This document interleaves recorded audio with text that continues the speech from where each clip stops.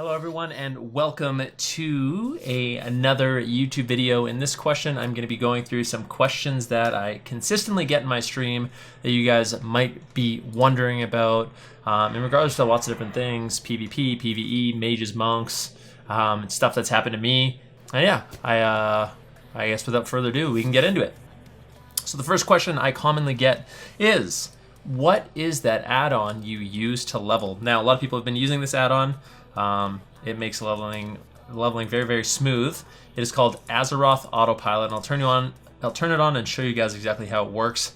Basically, you turn on this add-on, and it has some different commands, like you can skip cutscenes, you can kind of play around with what you want, you can auto-accept quests, auto-turn-in quests, auto-repair, auto-sell gray items. It's very, very useful, and what happens is you essentially get this bar right here, where it says accept quest. That'll give you your list of things to do. So it'll say turn in quest, accept quests, and whatever or wherever those quests, or whatever that list is, it'll actually give you an arrow exactly where to go. So once this AFK thing goes away, it'll show me which direction I need to go to accept those quests in order to level as fast as possible. Now, this add-on is for efficiency. It just wants to level you up as quickly as possible, so it'll skip some quests. It'll tell you to set your Hearthstone. Very, very useful, and if it ever ends up glitching out, which it sometimes does, you can just type /AAP and then go and either reset it or re-import it. Normally, when you're leveling up, it'll have a little arrow that will point you around the map, tell you exactly where to go. So it'll say, walk ahead 500 feet, turn right, walk 50 feet, accept those 2 quests, turn in those 2 quests. Very, very straightforward, very simple, very useful for leveling. A couple more add-on questions. So the next question we're going to go into is a couple more add-on questions. People want to know which add-ons I use for world questing. It's another one. So you can see when I world quest, and it'll change whether I'm on Zandalar or Kulturas. You can see on the right-hand side, shows me a nice list of which reputation, so I can know exactly like, hey, you know what, I'm targeting the Tortalan Seekers. Where are those quests that give me those rep? Okay, great. Those are the 2 ones, and it'll actually highlight on your map as well. You can see rewards, so you can scroll over specific gear pieces that you may need. Just a super useful add-on. I know there's a few other ones, but this is the one that I use. It's been working out quite nicely for me. And this add-on, if you are interested, is called World Quest List. So definitely check that out. Another add-on that I've been using a little bit when I was mining, when I was trying to earn gold a little bit earlier on in the expansion. So there's another question, what is that add-on you use for gathering? And if you look at my map, you can see the rich monolite deposits, the different ores of where I looted them. So when you get this add-on originally, it's called Gather Mate 2. When you get this add-on originally, it won't show anything on your map, but once you go around and you mine stuff, it'll essentially create a map of places that you've mined before. So you can go back and you can look at like, whoa, there is a huge gathering of ore in this area. I might as well go back there, check that area out, and hopefully try to find some more resources. So super, super useful while I was leveling up my mining. Definitely recommend it if you are looking at that. A couple more questions that I get in particular about mages. So I've been messing around with some of the different mage specs. People want to know, is Arcane the best? I've been watching Zico play with Arcane. Mitch Jones plays Arcane. I thought Frost was supposed to be the best. Like, what is the dealio? I'm gonna try to give it to you. I'm gonna give you the down low really quick. Okay, so this is basically my thoughts on the specs. Frost, very good all around. Very good all around. Okay. I'd say its specialties are probably going to be Threes Arena, rated Battlegrounds. I think it's good in Battlegrounds, especially if you're in a group where you're getting some heals. I think it's really good on the island expeditions. It's really good in, like I think I said, Mythic Plus. It's good in ratings. Just Frost is super solid all around. Fire, I think it's going to be good in Arena. But other than that, it's kind of underperforming. Now, that being said, Fire can still be useful. It's just, I don't think, as good as some of the other mage specs. So if you're a Fire mage at heart, like your Hansel brethren, then you can play Fire and you're going to do fine. I just think it's slightly worse than Frost is going to be. But that being said, I think Fire will have some very good comps in threes. And then a lot of people have been playing Arcane. That's because Arcane is, in my opinion, super broken, overpowered. In addition to having pretty solid damage and a good burst, especially if you're using the Arcane Barrage Execute trait, which I think increases its damage when done to targets under 35% HP. Really, really strong. You can't die. With Mana Shield, you can just spam Mana Shield over and over and over. Really hard to die in any sort of, duel situations or, 1v2 situations. It's insane. So I think Arcane personally is extremely good for doing world quests with War Mode on. That's what I use it, because you're not going to lose a 1v1. Unlikely you lose a 1v2. And if you get caught in a 1v3 situation, you have invisibility and mass invisibility, a whole bunch of blinks. You have, the speed up from the barrage with Chrono Shift to get away. Just super solid overall. Now Arcane's also, I think, pretty good damage for dungeons and raids, but I personally am not a super fan of Arcane because I feel like the rotation is super duper boring compared to Frost and Fire. So I would only really use Arcane maybe in 3s if it's busted overpowered, maybe in 2s, which we see some mages doing, and doing world quests and stuff like that. So that's my opinion on the mage specs. And yeah, hopefully that's useful information to you. All right, the next question I get, I've been leveling up my monk quite a bit. What do you think about monks? What do you think about windwalkers now? There's been a lot of complaints about monks recently, okay? People don't like the changes. They don't like not having Fists of Fury stun. They don't like the long leg sweep cooldown. They don't like the long paralysis cooldown. I've said it once, I'll say it again. Getting those nerfs sucked, okay? I would say monks are much less roguelike, like they were in the past, always setting up stuns and doing big burst combos. And monks are more warrior-like in their gameplay. To me, they remind me of a little bit more bursty warrior that has a little bit more defensive options as well. So I have been having a lot of fun with my monk, playing Brewmaster, playing Windwalker.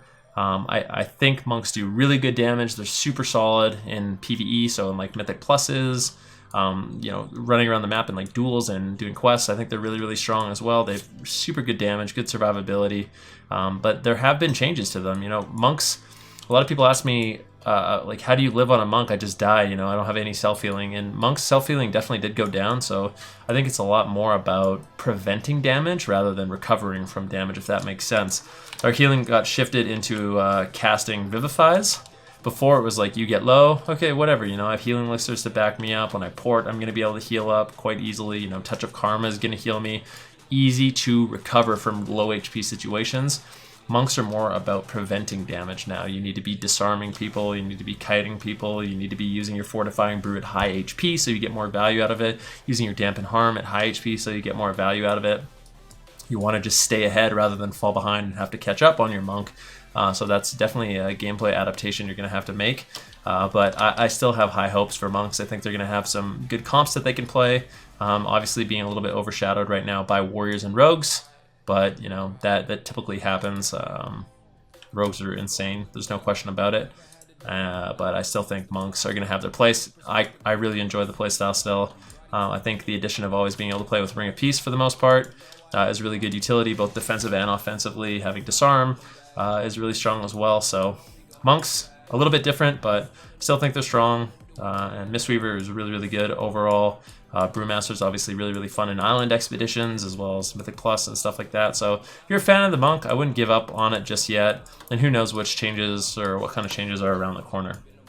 All right, the next question I have been getting is, have you seen the post about you and that Boomkin? And yes, I have seen it. All right, a lot of you guys asked me about it. You guys have been saying that Blizzard have roasted me. Basically, the backstory on this is I had a world PvP situation where I dueled some druid. I think he was 114 or 116. He was around that range, and he just destroyed me. He was just healing to full over and over, just bursting through my shields, my ice barrier in 1 second, chunking down 30% of my HP at a time. And someone made a post about it. They're like, hey, how is Venruki, who is level 120 on his mage, losing to a 114 Boomkin when Venruki has good gear? He's obviously a good player. What in the world is going on? And they made an update. They made a post saying that they're going to change the gap, meaning that 120 players will be a little bit stronger now than lower level characters because at the beginning of the expansion, it was actually an advantage to be lower level. If you were level 112, not only would you have your legendaries, but your secondary stats would be higher, and you could actually, 1v2, 1v3 level 120s, which really made no sense. But he also specifically mentioned me and says, in the case of Venruki, we loaded both characters internally and tested the scenario exact spell sequences, and his druid opponent at max level with the gear, the same item level as the mage Venruki, would have still lost in that scenario. So people are like, oh, they're roasting Ven, saying he still would have lost and he's complaining for nothing. But, I don't really see it that way. At the end of the day, he said, it could be a matter of 1v1 class balance, item choices, etc. Like, the druid could have just had, broken gear for leveling. I think druids actually had a bug with one of their talents where their incarnation was giving them 40% haste instead of 25 or something like that. They had like a bug talent, so it was weird. And plus, in general, I think all the hybrid classes with their off healing are really strong, so I wouldn't really expect to beat, even a 111 druid, maybe not even a 109 druid, you know what I mean? Like, they're just really, really strong. That's kind of joking. I think it's fine. But yeah, I definitely saw the post. And I'm glad they made some changes and adjustments there, and I'm not nearly as upset about it as some people have been really acting. A lot of people came to my defense and were like, "What are you talking about? How could you possibly test that internally?" But I don't know.